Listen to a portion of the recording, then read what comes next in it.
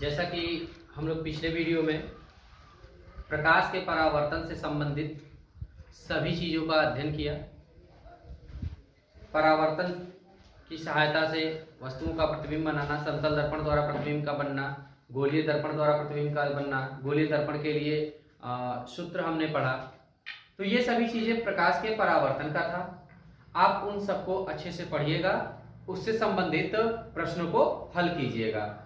अब आज का हमारा जो नया टॉपिक है वो है प्रकाश का अपवर्तन, रिफ्रैक्शन ऑफ लाइट। देखिए नाम में थोड़ा सा अंतर है, उसमें रिफ्लेक्शन होता है, इसमें रिफ्रैक्शन होता है, तो इसमें थोड़ा कंफ्यूजन न हो, इसलिए आप इसको ध्यान दीजिएगा। हमारा अगला टॉपिक ये है प्रकाश का अपवर्तन। प्रकाश का अपवर्तन क्या होता है, इसको थोड़ा सा जानने से पहले हम दो बातों का चर्चा करते हैं, दो बातों की चर्चा करते हैं। एक पारदर्शी माध्यम और अपारदर्शी माध्यम। देखिए पारदर्शी और अपारदर्शी माध्यम, जैसे आप लोग सब लोग जानते भी होंगे, पारदर्शी माध्यम वे माध्यम जिनसे प्रकाश की किरणें पूर्णतः या अधिकांश भाग गुजर जाते हैं, ऐसे माध्यम को हम क्या कहते हैं, पारदर्शी माध्यम कहते हैं। और वे माध्यम जिनमें प्रकाश की किरणें संचरित नहीं हो पाती, ऐसे माध्यम को हम क्या कहते हैं, अपारदर्शी माध्यम। जैसे पारदर्शी में क्या हो जाएगा, जल हो जाएगा, कांच हो जाएगा, टारपीन हो जाएगा, केरोसिन हो जाएगा। अपारदर्शी में क्या हो जाएगा, लकड़ी हो जाएगा, लोहा हो जाएगा। यानी कि ऐसे माध्यम जिनमें प्रकाश का संचरण नहीं हो सकता है, ऐसे माध्यमों को हम अपारदर्शी माध्यम कहते हैं। अब यहां पर देखिए पारदर्शी माध्यम, पारदर्शी माध्यम भी कई प्रकार के हैं, जैसे जल है, कांच है, केरोसिन है, टारपीन है, ऐसे आपका डायमंड है, प्रिज्म है, ऐसे बहुत से प्रकार के आपके प्रकाशिक माध्यम है जिनमें प्रकाश तो संचरित होगा, लेकिन वहां पर उनकी फिनोमिना यानी कि जो प्रकाश संचरण की जो गतिविधि होगी वो भिन्न भिन्न होती है। तो यहाँ पर हम देखते हैं कि जैसे मान लीजिए हम पिछले अध्याय में जैसे दर्पण लिए थे, इसमें क्या होता था कि प्रकाश आता था और इस पृष्ठ से टकराकर वापस लौट जाता था, यानी कि इधर नहीं आ पाता था। यह अपारदर्शी की भांति व्यवहार करता है, यहां पर प्रकाश आता था और यहीं से लौटकर चला जाता था।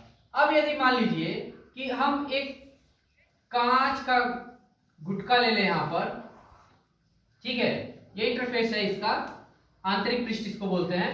अब यहां पर प्रकाश किरण आ रहा है, ठीक है, प्रकाश किरण आ रहा है तो इसमें भी वो जाएगा क्योंकि ये पारदर्शी माध्यम है।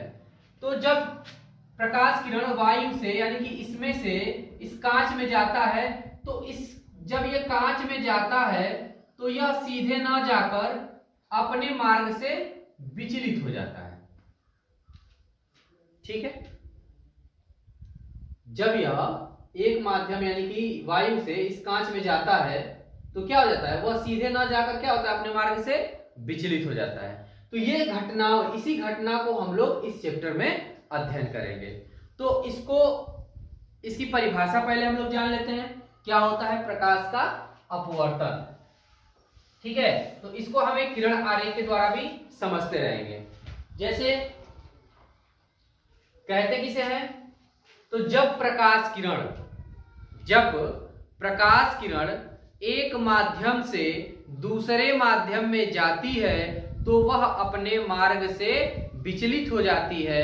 प्रकाश के अपने मार्ग से विचलित हो जाने की घटना को ही हम प्रकाश का अपवर्तन कहते हैं। क्या होता है देख लीजिए एक बार।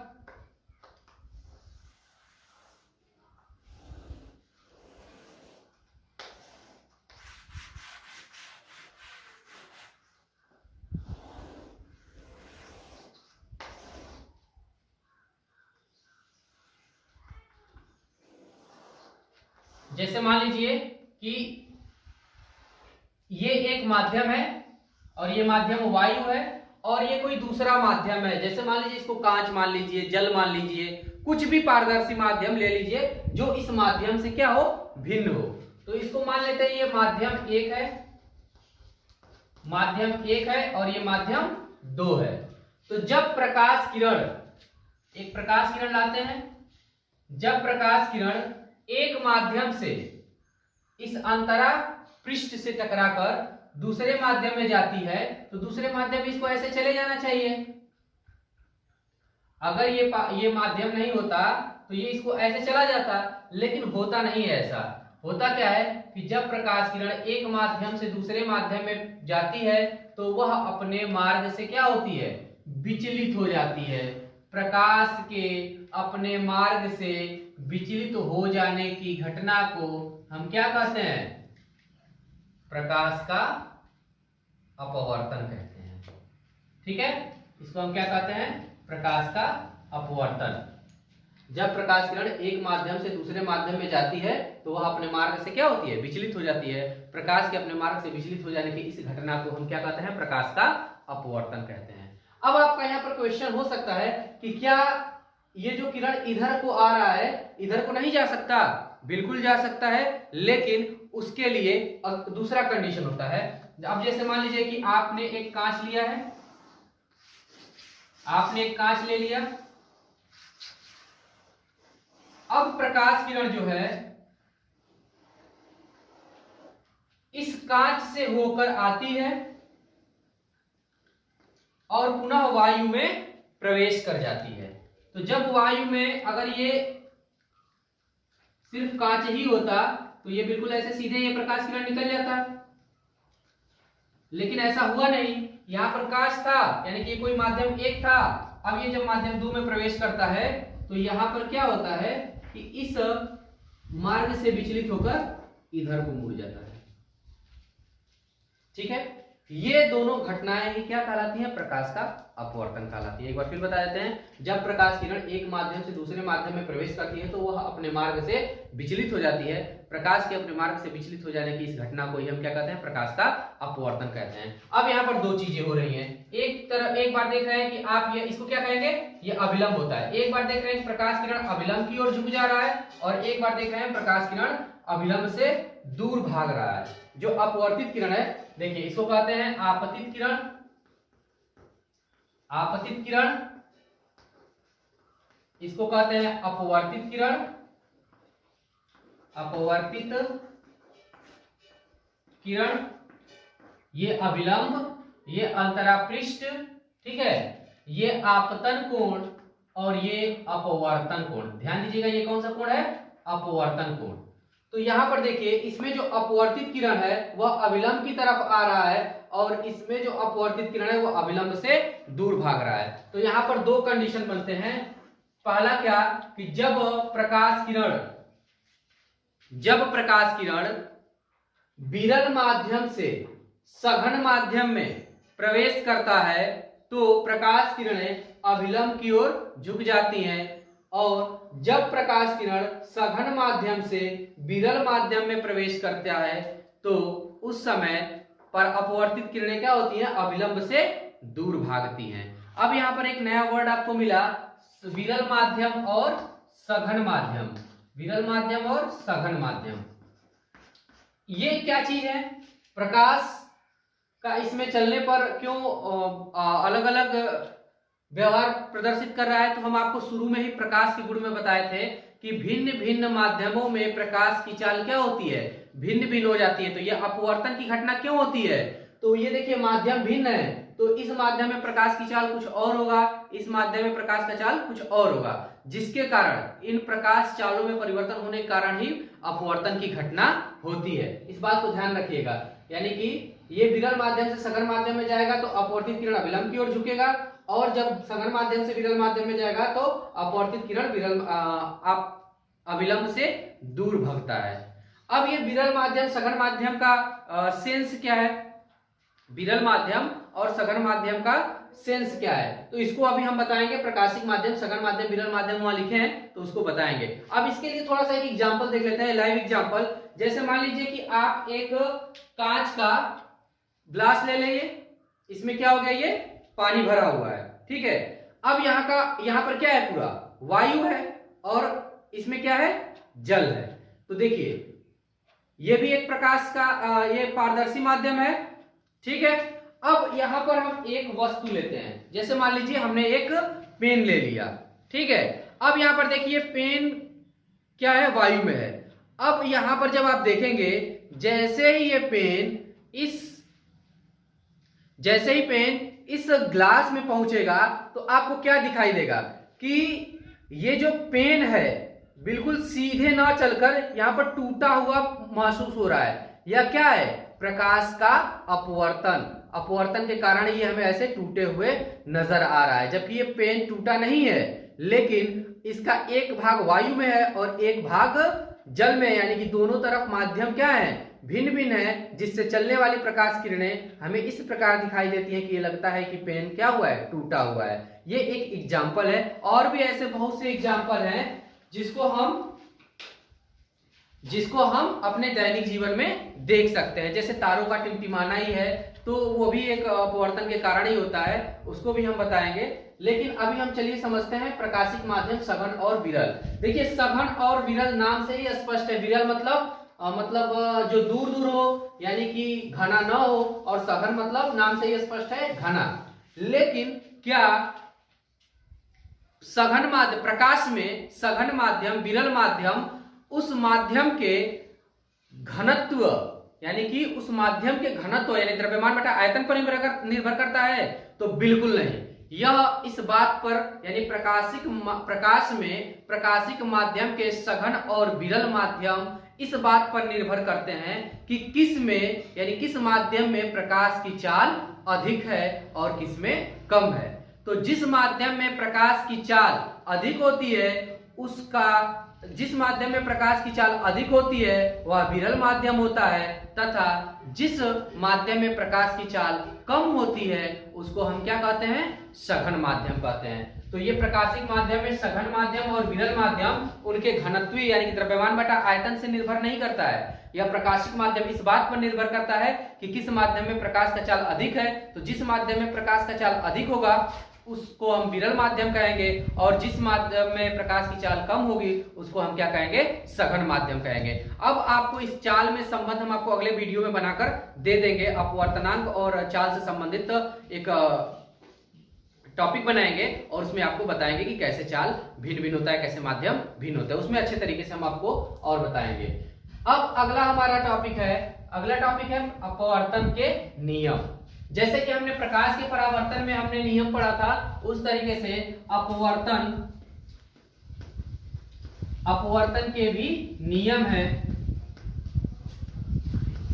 अपवर्तन के कितने नियम हैं? तो अपवर्तन के भी 2 नियम हैं।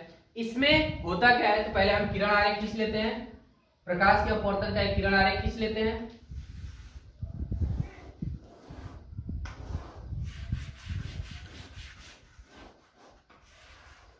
ये कोई हमने एक माध्यम बना लिया, ये आपका इंटरफेस हो गया यानी अंतरापृष्ठ। अब यहाँ पर एक प्रकाश किरण आ रही है, ये माध्यम 1 है और ये माध्यम 2 है। ये है आपका, चलिए अब हम यहाँ पर लिख दे रहे हैं विरल है, और ये कैसा होगा, तो सघन होगा। मान लेते हैं ये विरल है और ये सघन है। तो जब प्रकाश किरण विरल माध्यम से सघन माध्यम में प्रवेश करती है, ये देखिए आपतित किरण इंटरफेस यानी अंतरापृष्ठ के जिस बिंदु पर मिलता है उसको हम क्या कहते हैं, आपतन बिंदु कहते हैं। ठीक, तो ये क्या होगा, ये बिल्कुल इसको सीधे निकल जाना चाहिए अगर ये माध्यम नहीं होता तो, लेकिन होता नहीं है। ये होता क्या है, अभिलंब की तरफ मुड़ जाता है। ठीक है, तो अपवर्तन के नियम में पहला नियम क्या है कि आपतित किरण, अपवर्तित किरण तथा आपतन बिंदु पर खींचा गया लंब यानी अभिलंब तीनों एक ही तल में होते हैं। ध्यान दीजिएगा इस बात को कि आपतित किरण, अपवर्तित किरण तथा आपतन बिंदु पर खींचा गया लंब तीनों एक ही तल में होते हैं। ये बिल्कुल परावर्तन के नियम के जैसे ही है, बस उसमें परावर्तित किरण था और इसमें अपवर्तित किरण। इनका नाम भी लिख दीजिएगा आप लोग, आपतित किरण। ये किरण आरेख बहुत ही इंपॉर्टेंट है, इसको एग्जाम में पूछ भी लिया जाता है कि प्रकाश के अपवर्तन का किरण आरेख खींचकर खींचकर उनके नियमों का उल्लेख कीजिए। तो इसको अच्छे से बनाइएगा आप। ये अपवर्तित किरण है, ये अविलंब है, ये अंतरापृष्ठ यानी इंटरफेस है, ये होगा आपका आपतन कोण, आपतन कोण, और इसको कहते हैं हम आर यानी कि अपवर्तन कोण, अपवर्तन कोण।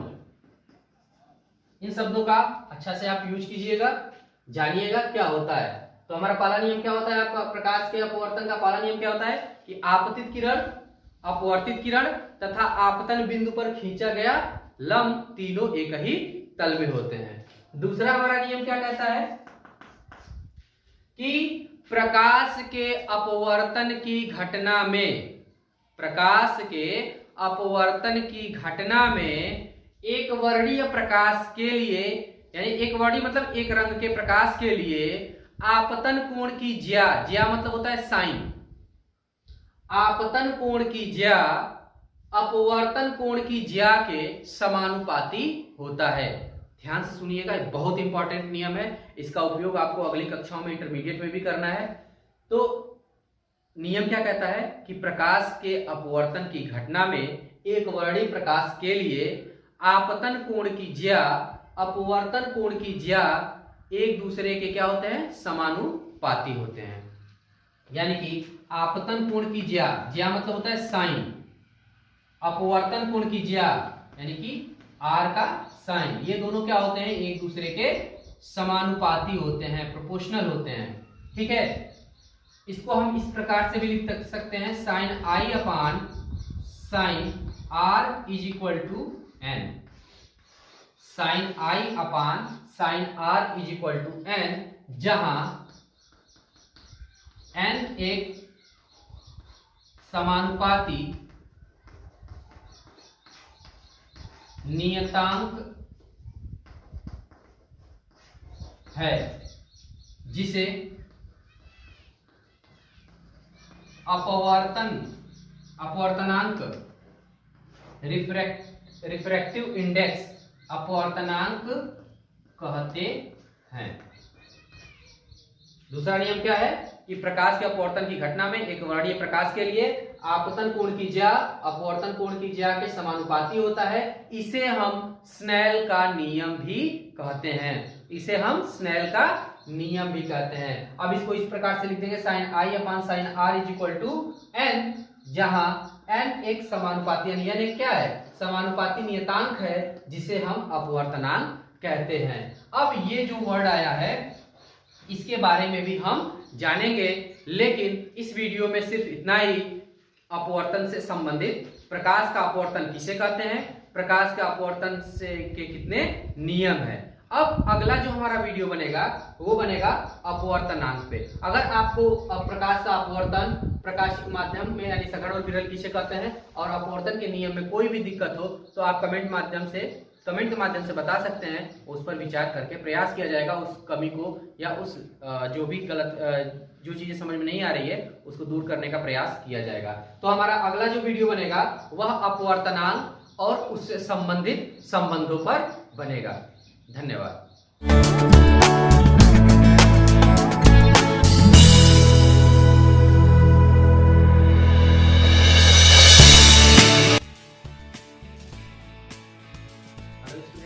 जैसा कि हम लोग पिछले वीडियो में प्रकाश के अपवर्तन के बारे में देखे और इसके नियम के बारे में देखे, आज हम लोग इस वीडियो में जैसा कि पिछले वीडियो में आपको बताए थे कि अपवर्तनांक से संबंधित हम वीडियो बनाएंगे। अपवर्तनांक किसे कहते हैं या कितने प्रकार का होता है और इनमें संबंधों के बारे में हमने आपको बताया था कि हम अगले वीडियो में बताएंगे। तो आज चलिए हमारा आज का टॉपिक है प्रकाश का अपवर्तन में अपवर्तनांक। अपवर्तनांक यानी रिफ्रैक्टिव इंडेक्स किसे कहते हैं? अपवर्तनांक